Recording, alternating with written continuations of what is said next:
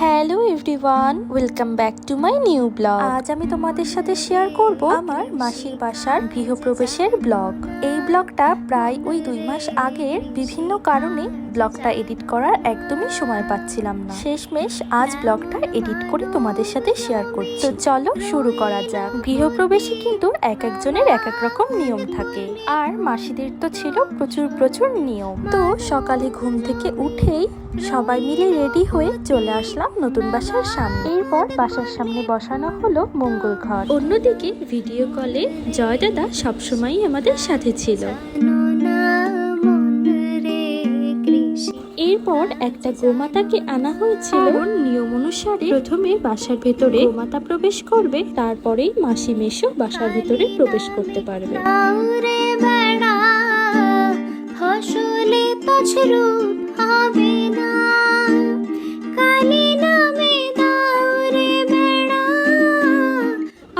আরো একটা নিয়ম ছিল যে মাসি মেশোর পরে যারা বাসায় প্রবেশ করবে তারা হাতে করে একটা লাড্ডু আর আতপ চাল নিয়ে ভেতরে ঢুকবে। সেই অনুযায়ী যারাই ভেতরে ঢুকেছে তারা প্রত্যেকেই আতপ চাল আর লাড্ডু নিয়ে ভেতরে ঢুকেছে। চুপ করে থাকে, শরীরটা একটু ভালো আজকে তাই। কালকেও ছিল এই তো এখানে প্রথম পুজোটা কমপ্লিট হয়ে গিয়েছে। এরপরে কিন্তু দোতলায় আরো একটা পুজো হবে। মনরে কৃষি কাজ জানো না, মনরে কৃষি কাজ জানো না, এমন মানব জমিন।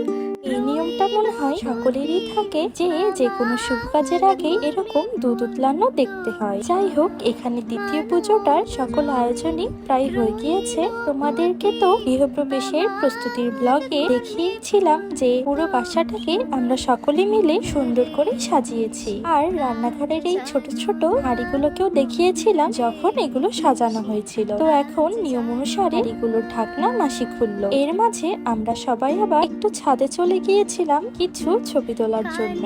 একটা জিনিস কি তোমরা খেয়াল করেছো? আমরা ফ্যামিলি মেম্বাররা কিন্তু সবাই একই রকম শাড়ি পরেছি। আমাদের যে কোনো ফ্যামিলি প্রোগ্রামে আমরা প্রায়শই চেষ্টা করি একই রকম জামা কাপড় পরা। তোমাদেরকে আমার মামাতো বোনের প্রাশনের ব্লগেও দেখিয়েছিলাম যে আমরা সবাই একই রকম শাড়ি পরেছি। এই বিষয়টা কিন্তু আমাদের সবারই খুব ভালো লাগে। যাই হোক, দেখতে দেখতে দ্বিতীয় পুজো শুরু হয়ে গেল।